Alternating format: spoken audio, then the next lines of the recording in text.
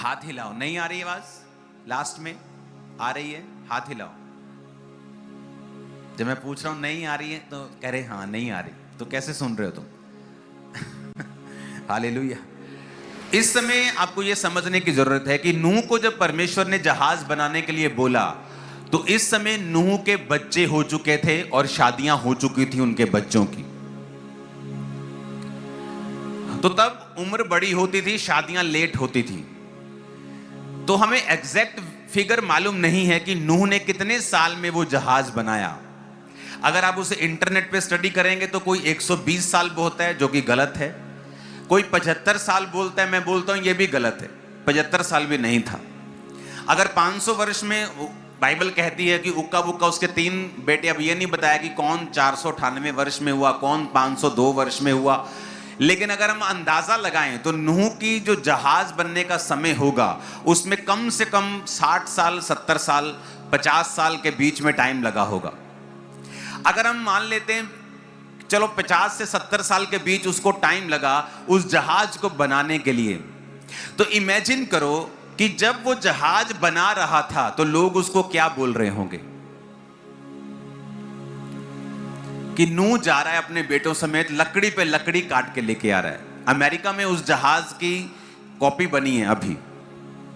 वो जहाज बहुत बड़ा है, बहुत ऊंचा, लंबा, चौड़ा है वो जहाज। इतना बड़ा है कि उसे सिर्फ उसके परिवार ने बनाया, इसलिए उसे बनाने में कई साल लगे, क्योंकि लकड़ी बाजार से नहीं खरीद सकते थे, लकड़ी लेके आते थे, लकड़ी लाते थे, लकड़ी को काटते थे, लकड़ी के पूरी उसको क्योर करते होंगे, फिर उसको सेट करते होंगे, उसके पल्ले बनाते होंगे, फिर वो जाकर जहाज बना, इसलिए वो उसको टाइम लगा बनने में। तो रोज जब नूह उस जहाज को बना रहा होगा तो लोग उस पर रोज हंस रहे होंगे। अगर आप फर्स्ट जनरेशन क्रिश्चियन हैं तो मैं आपको एक सलाह देना चाहता हूं, आपका जीवन जो होगा वो आसान नहीं होगा। अगर आप फर्स्ट जनरेशन क्रिश्चियन हैं, अगर आप पहले हैं जिसने अपने परिवार में परमेश्वर को समझा है, या आप पहले हैं जिसने विश्वास के जीवन को शुरू किया है, चाहे आप मसीह घराने में क्यों ना हो, तो आत्मा के अनुसार आत्मिक रूप से आप फर्स्ट जनरेशन क्रिश्चियन हैं। आप वो क्रिश्चियन हैं जिसने अपनी जर्नी को परमेश्वर के साथ शुरू किया है। कौन कौन बाइबल में फर्स्ट जनरेशन क्रिश्चियंस थे? नूह एक फर्स्ट जनरेशन क्रिश्चियन था, यानी यहोवा को मानने वाला वो फर्स्ट जनरेशन था, क्योंकि बाकी सभी लोग परमेश्वर से अलग हो चुके थे। नूह और उसका परिवार परमेश्वर की निगाह में धर्मी था। और जब आप फर्स्ट जनरेशन क्रिश्चियन होते हैं तब आपकी जो जिंदगी होती है वो आसान बिल्कुल भी नहीं होती। आपको लगता है मैं ये क्या बोल रहा हूं? क्योंकि परमेश्वर आपके वंशों को देखता है, आने वाले वंशों को। वो उस योजना को देखता है जो आपके जीवन में परमेश्वर की पूरी होगी और आपके जीवन के द्वारा दूसरों की जिंदगी में पूरी होगी। जब आप फर्स्ट जनरेशन क्रिश्चियन होते हैं तो आप भूल जाइए कि कई बार आपकी प्रार्थनाओं का उत्तर जल्दी आएगा या आपके टाइम टेबल के हिसाब से आएगा। ऐसा नहीं होगा, क्योंकि जो परमेश्वर की योजना है वो बहुत बड़ी है आप लोगों के लिए। मैं फर्स्ट जनरेशन क्रिश्चियन हूं। मैं जानता हूं अपने जीवन के पहले 8 सालों में, मसीही 8 सालों के जीवन में मैं कितना दुखी रहा हूं। सेवा करने के बावजूद बीमार रहा हूं, सेवा करने के बावजूद डिप्रेस रहा हूं, सेवा में आने के बावजूद भी शैतान के साथ मेरी फाइट रही है, फैमिली ने रिजेक्ट किया है, दोस्तों को मैंने छोड़ा है, कितना मेंटल, फिजिकल, स्पिरिचुअल प्रेशर मेरी लाइफ पे रहा है। और ऐसा लगता था कि परमेश्वर जितनी प्रार्थना मेरी सुन रहा है, बस मेरा ही उत्तर नहीं दे रहा। अगर मैं दूसरों के लिए प्रार्थना कर रहा हूं तो उनका उत्तर झट आ रहा है, क्योंकि आप फर्स्ट जनरेशन क्रिश्चियन हैं। जब आप फर्स्ट जनरेशन क्रिश्चियन होते हैं तो परमेश्वर आपको कभी भी ऐसा नहीं लेता जैसा आप समझते हैं कि वो आपको ले, क्योंकि परमेश्वर की योजना इतनी बड़ी होती है, इतनी स्ट्रांग होती है आपकी लाइफ के लिए कि आप उसे अपनी नंगी आंखों और इस छोटे दिमाग से नहीं समझ सकते। आपको परमेश्वर को समय देना होगा, आपको परमेश्वर के साथ समय बिताना होगा उन सारी योजनाओं को समझने के लिए, और ये समय देना होगा कि वो योजनाएं आपकी लाइफ में पूरी हों। जिस तरह इब्रानियों 11 उसकी 7 से लेके 17 आयत तक हम पढ़ेंगे। अब मैं 8 आयत को पढ़ूंगा। विश्वास से ही अब्राहम जब बुलाया गया तो आज्ञा मानकर ऐसी जगह निकल गया जो मिरास में लेने वाला था, परंतु ना जानता था कि मैं किधर जाता हूं, तो भी निकल गया।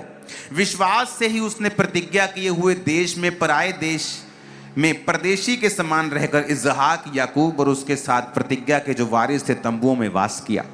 प्रभु ने कहा, अब्राहम मेरे साथ चल, अपने देश, अपने परिवार, अपने कुटुंब को छोड़ दे। यानी एक साल्वेशन का मैसेज दिया।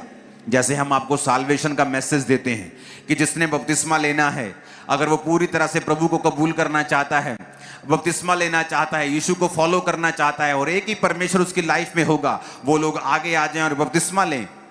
इसी तरह से अब्राहम को भी एक साल्वेशन का कॉल आया कि अब्राहम अपने परिवार, कुटुंब सब कुछ छोड़ दे, क्योंकि ये तुम्हें छोड़ना पड़ेगा अगर तू उद्धार लेना चाहता है। तो बाइबल कहती है वो परमेश्वर के पीछे चला और वचन में लिखा है, विश्वास से ही अब्राहम जब बुलाया गया तो ऐसी जगह निकल गया जिसे मिरास में लेने वाला था, परंतु कहता मैं नहीं जानता था मैं किधर जाता हूं।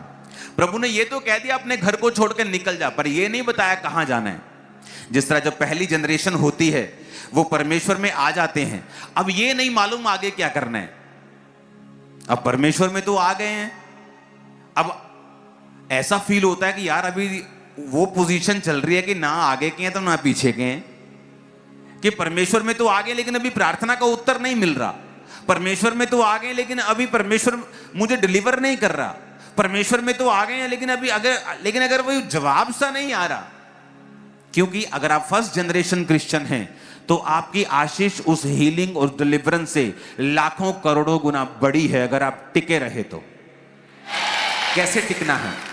अब बाइबल क्या कहती है?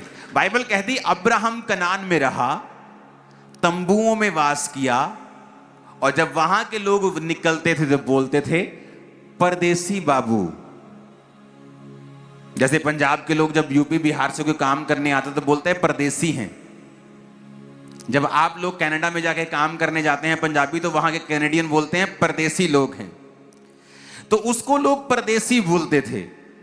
हालांकि परमेश्वर ने कहा था अब्राहम ये सारे देश जो है ना मैं तुझे दूंगा, लेकिन वचन कहता है कि वहां पर वो देश लेने की बजाय एक परदेसी के रूप में रहा। और बाइबल कहती है अब्राहम के जीते जी वो देश उसके वंश के नहीं हुए, बाद में हुए, जो परमेश्वर ने कहा था मैं इसे तेरे वंश को दूंगा। जो फर्स्ट जनरेशन क्रिश्चियंस हैं वो ये बात को समझें कि उनकी लाइफ में वो जल्दी जल्दी आशीषित होने का ट्राई मत करें। एक तरफ परमेश्वर आपको सहारा देगा, जिस तरह अब्राहम को उसने फाइनेंशियली ब्लेस किया, अब्राहम को उसने ऊंचा किया, प्रदेश में उसकी सहायता की, बड़े बड़े राजाओं को उसके द्वारा हराया, ये भी उसके जीवन में हुआ। ये नहीं कि आप फर्स्ट जनरेशन क्रिश्चियन है तो परमेश्वर आपके जीवन में गवाही नहीं देगा, वो देगा टेस्टिमनी, वो आपको कहीं कहीं डिलीवर भी करेगा, कहीं बड़ी गवाही भी देगा, कहीं आपके जीवन में मार्वलस काम भी करेगा।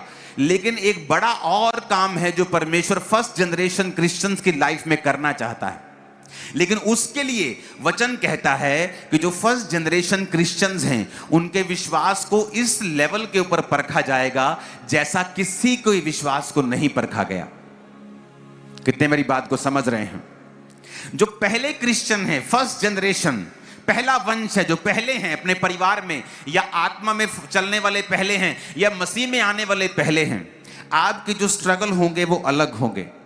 और अगर आपने इस बात को नहीं समझा और जल्दी जल्दी से आप कंपेयर करने लग गए, मेरी लाइफ में ये आशीष क्यों नहीं आ रही, शायद परमेश्वर जीवित नहीं है, अगर आप इस उधेड़ बुन में चले गए तो शैतान आपकी लाइफ में पक्का काम करेगा और कोई सिचुएशन सॉल्व नहीं होगी, कोई सिचुएशन बदलेगी नहीं, बल्कि उल्टा और वर्स हो जाएगी और गंदी हो जाएगी और बुरी हो जाएगी।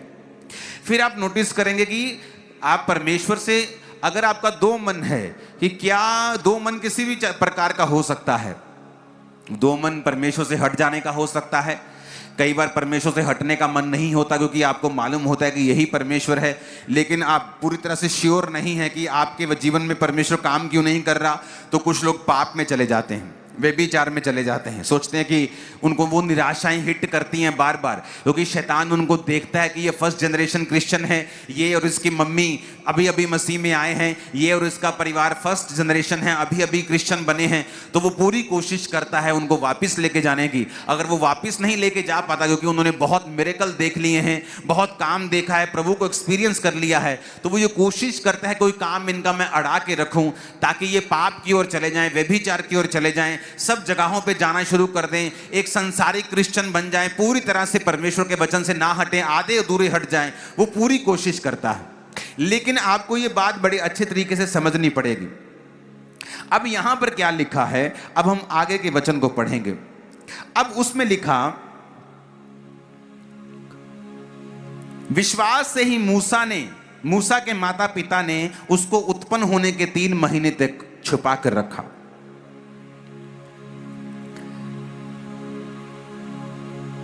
तीन महीने तक छुपाया, क्योंकि उन्होंने देखा बालक सुंदर है, वो राजा की आज्ञा से ना डरे।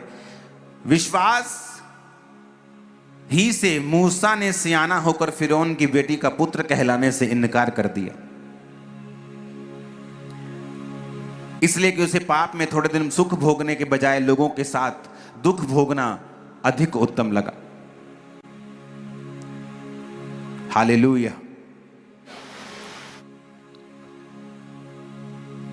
अब मैं पढ़ूंगा 31 आयत को। विश्वास ही से राहाब वेश्या आज्ञा ना मानने वालों के साथ नष्ट नहीं हुई, क्योंकि उसने भेदियों को कुशल से रखा था।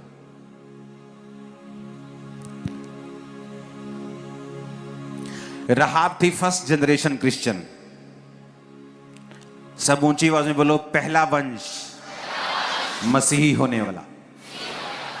चाहे वो यहोवा को माने चाहे मसीह को माने, एक ही बात है। ओके, ये मत बोलने लगना कि मसीह कहां था। तो वचन में तो मसीह पहली लाइन में है, उत्पत्ति की पहली, जहां पे गॉड प्लूरल है, एक से ज्यादा है, बाप बेटा पवित्र आत्मा के रूप में। तो उस डॉक्ट्रिन में नहीं घुसेंगे। तो अब राहाब जो थी वेश्या थी, उसे ये मालूम पड़ रहा था कि यहोवा परमेश्वर के जो लोग हैं वो जीतते जा रहे हैं, और अब यहोवा परमेश्वर ने वचन दिया है कि जिस नगर में मैं रहती हूं वो नगर भी यहोवा के लोगों के वश में हो जाएगा। तो उसे मालूम था यहोवा सच्चा परमेश्वर है। जब इजरायली लोगों ने अपने दूतों को, अपने स्पाइस को, अपने जो होते हैं, क्या स्पाइस को क्या बोलते हैं हिंदी में, अपने भेदियों को भेजा कि जाओ उस देश का भेद लेके आओ। तो जब वो भेद लेने जा रहे थे तो लोगों ने उन्हें पहचान लिया, उनकी स्पाई एजेंसी ने भी पहचान लिया। तो लोग, राजा के लोगों ने पकड़ने के लिए इधर उधर ढूंढने लगे, और वो वेश्या के घर में गए। और राहाब वेश्या ये जानती थी कि ये परमेश्वर के लोग हैं, और ये देश जहां मैं रहती हूं ये भी परमेश्वर के लोगों के हक में आ जाएगा। तो उसने एक रिस्क लिया, और उसने अपनी छत पे जाकर वहां पर छत में उसने कुछ खाने वाली चीजें रखी हुई थी। तो वहां पर उनके नीचे जाके, जैसे बहुत सारे, मान लो अब समझ लो कि चावल के बहुत सारे सिट्टे पड़े हों, गेहूं के पड़े हों, तो उनके नीचे उनको छुपाकर उस सारे गेहूं को या उस अन्न को उनके ऊपर रख दिया। जब राजा के लोग ढूंढने के पता लगा कि वो तो राहाब वेश्या के पास गए हैं, तो जब वेश्या के घर में आए तो कहा वो तो 3 लोग आए थे। कहती आए थे लेकिन वो निकल गए हैं, अगर तुम जल्दी जल्दी अभी अभी भाग जाओगे ना उनके पीछे तो उनको पकड़ लोगे। ये आसान नहीं था। अगर उन्हें ये थोड़ा सा भी भनक हो जाती और वो छत पे चले जाते, हल्का सा भी अन्न को साइड पे करते अपनी सोटी से, तो राहाब को मृत्यु दंड ही नहीं मिलता, उसके साथियों को भी, उसके परिवार को भी मृत्यु दंड मिलता। तो राहाब ने एक लाइफ का रिस्क लिया। जो पहली जनरेशन के क्रिश्चियन होते हैं, आपकी लाइफ को में आपको रिस्क लेना पड़ता है। अगर आप पहली जनरेशन के क्रिश्चियन हैं, आपको रिस्क लेना पड़ता है। आपका परिवार, आपकी मां बोल देगी, अगर तुम मसीह में जाना है कोई प्रॉपर्टी में जो हिस्सा नहीं मिलेगा। अब ये लाइफ का रिस्क है कि मैं अभी जाऊं कि अभी रुक जाऊं। अगर तुम मसीह में गया तेरे को छोड़ देंगे, और सरपंच साहब आए तेन कहते तेरे ब्याह नहीं आवांगे। अरे तुम शादी में नहीं आओगे तो क्या परमेश्वर मुझे छोड़ देगा? लेकिन मेरे ऊपर ये प्रेशर रहता था, रिश्तेदारों की शादियों में जाना, अगर मैं नहीं जाऊंगा वो नहीं आएंगे, तो उनकी शादियों में नाच गाना शराब सब मैं देखता, मेरा अंदर से दिल दुखता था कि मैं क्रिश्चियन हूँ, आत्मा पाया हूँ, मैं क्यों आ रहा हूँ। एक दिन मैंने कहा मैं नहीं आऊंगा, ये लोग मेरी शादी में आए चाहे ना आए। भाई साहब दौड़ दौड़ के आए वो मेरी शादी के ऊपर। अलग टेंट लगा रखा था थोड़ा, वो बाहर देख रहे हैं यार ये रिश्तेदार हैं यार, ਉਹਦੇ ਸਾਨੂੰ ਤੇ अंदर जा लेंगे। आप मेरी बात समझ रहे कि नहीं? तो अगर आप फर्स्ट जनरेशन क्रिश्चियंस हैं, you have to take risk, आपको रिस्क लेना पड़ेगा, क्योंकि जो फर्स्ट जनरेशन क्रिश्चियन हैं वो रिस्क उनके उस आत्मिक बिजनेस में जुड़ा हुआ है। अगर आप फर्स्ट जनरेशन क्रिश्चियन हैं, आपको अकेलेपन का सामना करना पड़ेगा, जिस तरह अब्राहम अकेला चल पड़ा। फर्स्ट जनरेशन क्रिश्चियन हैं तो कंफ्यूजन का सामना करना पड़ेगा, क्योंकि अब्राहम को बोल तो दिया बेटा चला जा अपने घर से, पर ये नहीं बताया क्या कहां जाना है। आप फर्स्ट जनरेशन क्रिश्चियन हैं तो कंफ्यूजन भी आएगी। आप फर्स्ट जनरेशन क्रिश्चियन हैं तो आपकी लाइफ में निराशा भी आएगी, अकेलापन भी आएगा, रिस्क भी आपको लेना पड़ेगा।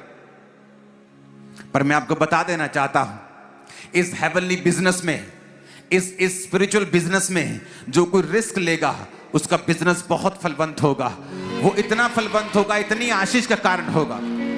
अब हजारों लाखों वेश्याएं हुई होंगी, उनकी इज्जत को हम जानते हैं, वेश्या को लोग किस नाम से पुकारते हैं, किस तरह से उनका तिरस्कार होता है, किस तरह से उनको बुलाया जाता है, किस तरह से उनको प्रताड़ित किया जाता है। लेकिन आप देखो, उस राहाब वेश्या के रिस्क लेने के कारण वचन ये कहता है कि परमेश्वर ने अपनी ब्लड लाइन में उसे जोड़ा, उसको बोअज की वो वंश में उसको परमेश्वर ने घुसा दिया। उसने ऐसे बच्चों को पैदा किया जिससे दाऊद पैदा हुआ, बोअज, सलमोन, दाऊद का यशे, दाऊद से यीशु, यीशु से आप और मैं। आज यीशु मसीह की ब्लड लाइन में जब आप पढ़ते हैं, ब्लड लाइन को जब आप यीशु मसीह की वंशावली पढ़ते हैं अब्राहम से या आदम से, तो आपको राहाब वेश्या का भी उसमें जिक्र आता है, क्योंकि वो भी परमेश्वर के वंश लाइन में जुड़ गई थी। उसने तौबा कर ली, परमेश्वर को अपना जीवन दे दिया और रिस्क लिया। आज पता है क्यों परमेश्वर लोगों की लाइफ में काम नहीं करता? क्योंकि वो रिस्क नहीं लेना चाहते, बिल्कुल भी रिस्क नहीं लेना चाहते। ना तो अपने रिश्तेदार को वो नाराज करना चाहते हैं, ना अपने दोस्त को नाराज करना चाहते हैं। मैंने ऐसे क्रिश्चियन लोगों को देखा है जो दूसरे लोगों को नाराज नहीं करना चाहते और उनके साथ हर वो जगह घूमते हैं जहां उन्हें नहीं घूमना चाहिए, हर वो जगह जाते हैं जहां उन्हें नहीं जाना चाहिए। क्यों? क्योंकि वो रिस्क नहीं लेना चाहते, वो अपनी दोस्ती का रिस्क नहीं लेना चाहते, अपने पैसों का रिस्क नहीं लेना चाहते। आज लोग सेवा करना चाहते हैं, अपनी सेहत का रिस्क नहीं लेना चाहते। आज मैंने देखा है पास्टर कई बहुत इजी लाइफ जीते हैं, बिल्कुल भी रिस्क नहीं लेना चाहते। लेकिन मैं जानता हूं कि सेवकाई को खड़ा करने में किस किस तरह के रिस्क आए हैं, किस किस तरह की चीजें आई हैं जो गवाही देने योग्य नहीं हैं, जिनकी गवाही नहीं दी जा सकती। लेकिन वो सारे रिस्क शामिल होते हैं फर्स्ट जनरेशन क्रिश्चियन बंदे की लाइफ में। अगर वो उन रिस्क को नहीं उठाता, वो कभी भी कामयाब नहीं होता। आज देश के सबसे बड़े जो इंडस्ट्रियलिस्ट थे, कल या कल शायद उनकी डेथ हो गई और वो आज शायद उनका अंतिम संस्कार था। अगर आप उनके पिता की जीवनी पढ़ें, अगर आप उनके दादा की, उनके जो जनरेशन थी जिन्होंने बिजनेस स्टार्ट किया था, तो एक समय ऐसा भी आया था जब उनके घर बेचने की नौबत आ गई थी। बिजनेस इतना डाउन हो गया था कि जो इन्वेस्टर थे उन्होंने बोल दिया था मालिक को, बिजनेस के मालिक को, कि तुझे 20 रुपया महीना तनख्वाह देंगे, आप अपने बिजनेस पे तनख्वाह लोगे, आप अब मालिक नहीं हो। लेकिन जिसने इतना बड़ा बिजनेस खड़ा किया, आज हमें बड़ा बिजनेस नजर आता है। आज चर्च में अगर आप निगाह मार लोगे ना, तो हजारों चीजें टाटा की लगी मिलेंगी, लोहे से लेके, कई बार आपको शेड से लेके, आपको हर चीज आपको टाटा की मिलती है। क्यों? एक बंदे ने रिस्क लिया, अपने परिवार से उठा, अपने परिवार को छोड़ के वो मुंबई आ गया। परिवार वाले जाने नहीं दे रहे थे, लेकिन कहता कुछ बड़ा करना है। जब मुंबई आया तो काम शुरू किया, नौबत आ गई, घर बेचना पड़ गया। अपना घर लास्ट बेचा तो उस बिजनेस को सहारा मिला और वो चला। एक शारीरिक बंदा ये जानता है कि रिस्क लेना होगा, पर एक आत्मिक बंदा इतना मूर्ख है कि वो जो परमेश्वर दिखा रहा है, उनको तो ये भी मालूम नहीं है कि मैं घर बेच दूंगा, बिजनेस चलेगा कि नहीं चलेगा, वो तो रिस्क ले रहे हैं। पर हमको 100% ये मालूम है कि अगर हम रिस्क लेंगे, अगर हम आत्मिक रिस्क लेंगे, ये बिजनेस कभी फेल नहीं होगा, आत्मा में हम कभी फेल नहीं होंगे, कभी परमेश्वर हमको छोड़ेगा नहीं, कभी त्यागेगा नहीं। ऐसा एक भी विश्वासी बाइबल में नहीं है जो अब्राहम के समान जिसने परमेश्वर को फॉलो किया हो और बाद में परमेश्वर ने उसको पूछा ना हो, या बाद में परमेश्वर ने उसको छोड़ दिया हो, या उसको रिस्क लेने का कोई फायदा ना हुआ हो। मैंने रिस्क लिया है, पैसों का भी लिया, जान का भी लिया, रिश्तेदारों का लिया, दोस्तों का लिया, हर चीज का रिस्क लिया। आज हर चीज मेरे पास बहुतायत में है क्योंकि मैंने वो रिस्क लिया। आज अन्य लोगों के पास वो चीजें क्यों नहीं है? क्योंकि उन्होंने रिस्क नहीं लिया। हालेलुया। आज लोग सुनना चाहते हैं, अच्छा खामरा चर्च क्या कहती? क्यों? क्योंकि जब बड़े मुद्दे होते हैं कोई बोलता नहीं, सब चर्च की ओर देखते हैं। तो जो रिस्क लेता है फिर उसको लोग सुनना शुरू करते हैं। कितने मेरी बात को समझ रहे हैं? आत्मिक रिस्क इसकी एक वैल्यू है। जितने फर्स्ट जनरेशन क्रिश्चियन होंगे, अगर आप रिस्क नहीं लेंगे, अगर आप कंफ्यूजन में परमेश्वर के साथ वफादार नहीं होंगे, आपको नहीं पता क्या करना है, आपको नहीं पता परमेश्वर आपको हील क्यों नहीं कर रहा, आपको नहीं पता कई कई साल हो गए आपकी एक बात का जवाब नहीं आ रहा, क्या अब भी आप परमेश्वर के साथ खड़े रहना चाहते हैं? ये सोच करके हमारा आत्मिक घर ऊपर बन चुका है। वचन कहता है कि अब्राहम ये जानता था कि इस देश में वो परदेशी होकर रह रहा है, जिसका परमेश्वर ने वायदा किया कि उसको देगा, लेकिन उसको मिलेगा नहीं, उसके वंश को मिलेगा। लेकिन वो उस आत्मिक नगर की बाट जोने लगा, स्वर्ग की बाट जोने लगा। उसको मालूम पड़ गया कि यहोवा ही सच्चा परमेश्वर है, तो वो परमेश्वर को छोड़ने का सोच भी नहीं सकता था।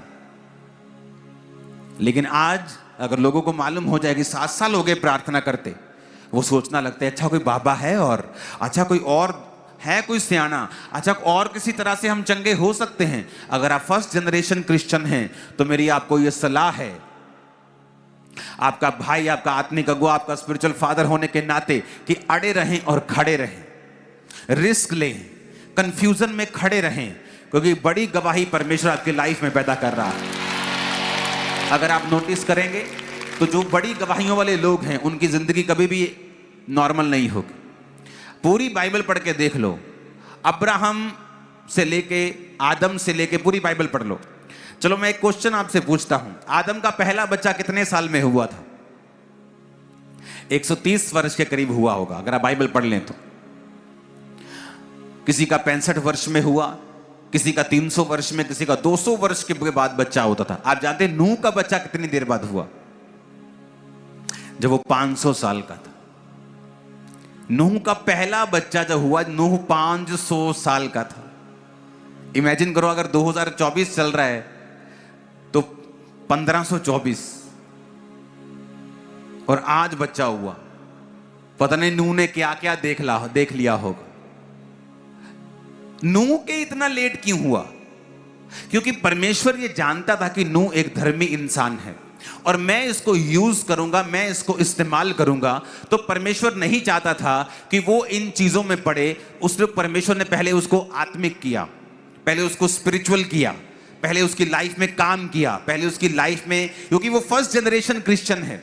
तो अगर आप फर्स्ट जनरेशन क्रिश्चियन हैं, आप दूसरे लोगों की तरह अपनी लाइफ को एक्सपेक्ट मत कीजिए कि उसकी तरह आपकी ये चीज हो जाए, उसकी तरह आपका बिजनेस हो जाए। हाँ, वो टेम्परेरी है, उनकी आशीष टेम्परेरी, पता नहीं कौन सा झटका लगेगा, वो निकल जाएंगे। पर आप जो बन रहे हो, आप एक चट्टान से भी मजबूत बन रहे हो। आपकी लाइफ ऐसी होगी। आपको अपने आप को कंपेयर नहीं करना दूसरों के साथ। फर्स्ट जनरेशन क्रिश्चियन नूह 500 वर्ष का था, 500 years। जब नूह 500 वर्ष का हुआ, उससे शेम, हाम और यपेत का जन्म हुआ। 500 वर्ष क्या हो गया नूह को? 500 वर्ष उसने बच्चा ही नहीं पैदा किया, क्योंकि परमेश्वर नहीं चाहते थे। अब परमेश्वर को अपनी फॉर नॉलेज के अनुसार ये मालूम था कि अब पृथ्वी पर नाश आएगा। तो उस समय नूह का बच्चे, जस्ट शादी उन्होंने की होगी। अगर आप ये बाइबल की स्टडी करेंगे तो नूह के बच्चों के बच्चे जब फ्लड खत्म हुआ तो उसके दूसरे साल जन्मे हैं। जब बाढ़ खत्म हुई तो नूह के बच्चों के बच्चे उसके बाद हुए हैं। इसका मतलब नूह के बच्चे जस्ट मैरिड थे जब बाढ़ आनी शुरू हुई। तो आपको ये बात मालूम होगी कि क्यों परमेश्वर ने नूह के जीवन में 500 साल ले लिए कि ये परमेश्वर उसकी लाइफ में एक बच्चा देने से पहले, 2-3 बच्चे देने से पहले। हालेलुया, ऊंची आवाज में हालेलुया बोलो। और अब परमेश्वर को ये मालूम था कि अब अगर ये अकेला होगा तो ये जहाज भी नहीं बना पाएगा, तो परमेश्वर ने पहले उसकी शादी की, उसके बच्चे किए, जब बच्चे बड़े हो गए तो परमेश्वर ने कहा अब पूरा परिवार मिलके बनाओ। तो कई बार हमें, जब हम चल रहे होते हैं, हमें मालूम नहीं होता, हमारी आत्मिक आंखें बंद होती हैं कि परमेश्वर मेरी लाइफ में क्या कर रहा है, ये क्यों हो रहा है, मैं लेट क्यों हूं, मैं ये फलाना जीवन मेरे जीवन में क्यों हो रहा है, यार ये मेरी लाइफ में क्यों हो रहा है, यार ये वाली चीज मेरी लाइफ में क्यों हो रही है।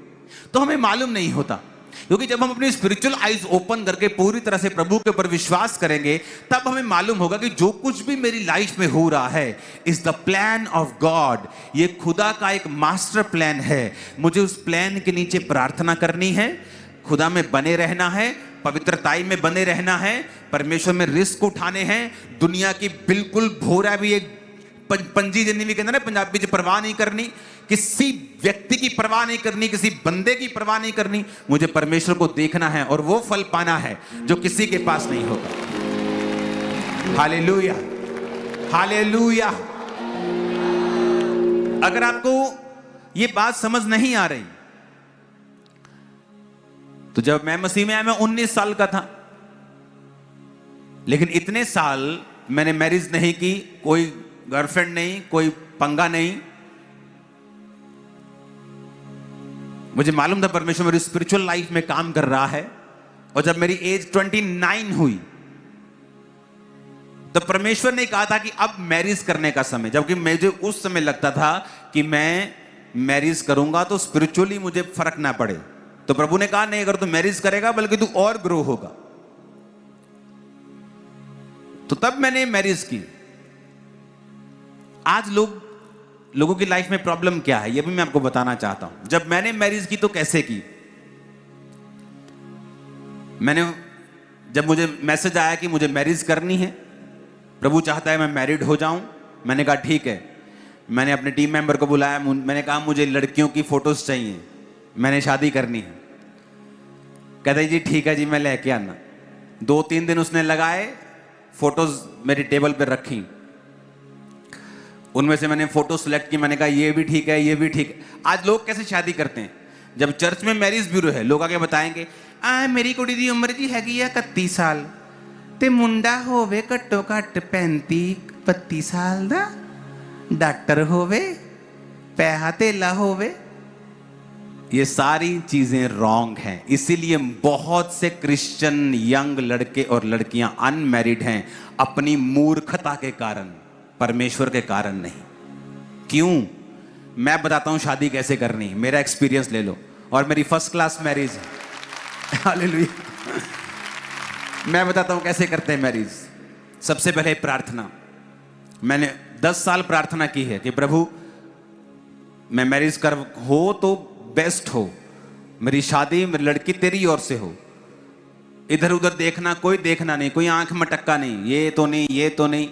बहुत सारे पास्टर्स पकड़ना चाहते थे मुझे, जो शारीरिक पास्टर होते, ये इसके साथ प्रभु का प्लान है। मैंने कहा अच्छा प्रभु का प्लान है। तो जब मैच्योर हुआ, 1-2 साल का क्रिश्चियन बना, तो मुझे लगा कोई प्रभु का प्लान नहीं भाई साहब, ये तुम्हारा प्लान है। तो समझ आई कि मुझे इस चीजों से दूर रहना है, दूर रह के मुझे परमेश्वर को खोजना है। जब समय आता है, मोस्टली क्रिश्चियन क्या करते हैं, अच्छा मैं इंजीनियर हूं तो मुझे लड़की पढ़ी लिखी चाहिए। ये राइट मापदंड नहीं। मैं नहीं कहता आप बिल्कुल अंगूठा छाप ले लो, मैं नहीं कहता, हो सकता है कि आपके लिए अंगूठा छाप बेस्ट हो, लेकिन आपको क्या दिखना है पहले। आपको कभी नहीं देखना इसका फाइनेंशियल स्टेटस मेरे साथ मैच करता है कि नहीं, ये कास्ट मैच करती है कि नहीं, पढ़ाई लिखाई मैच करती। आप कभी शादीशुदा नहीं हो पाओगे, शैतान काम करेगा आपकी लाइफ में अगर आप ऐसा करोगे तो। मुझे सेम मेरे कास्ट वाली चाहिए, मुझे सेम। आपको सबसे पहले क्या चाहिए? प्रेयर। आपने प्रेयर कर ली 2 साल, 3 साल, 4 साल, 5 साल, प्रभु जब भी मेरी शादी हो, लड़की तेरी ओर से हो। वो 5 साल आपने पवित्रताई में बिताए हैं, प्रार्थना में बिताए हैं, आपने कोई गलत काम नहीं किया, व्यभिचार में नहीं गिरे। जब आपको मालूम है स्पिरिट में कि अब मुझे शादी करनी है, जस्ट मैरिज ब्यूरो में आओ और बोलो मुझे फोटोज दिखाओ। कभी मत कहो इसकी उम्र, इसकी ये पढ़ा कितना है, पढ़ी कितनी है, कुछ नहीं देखना। सबसे पहले ये देखना है कि आपको फिजिकली आंखों से देखकर वो बंदा या बंदी पसंद है कि नहीं। अगर आपको वो पसंद है, आपकी आंखों को लग रहा है कि ठीक है ये सुंदर है, मुझे पसंद है, फिर उसके बाद पसंद के 3-4, जैसे वो रेडी पे जाते हैं ना, सेब उठाते हैं, सब अच्छे अच्छे सेब उठाते हैं, तो पहले 4-5 उठा लो अच्छे अच्छे रिश्ते। ये 4 लड़के लड़की बोले ये चारों पसंद है, उठा लो। ये 3 लड़कियां पसंद है, उठा लो, तीनों फोटोज उठा लो।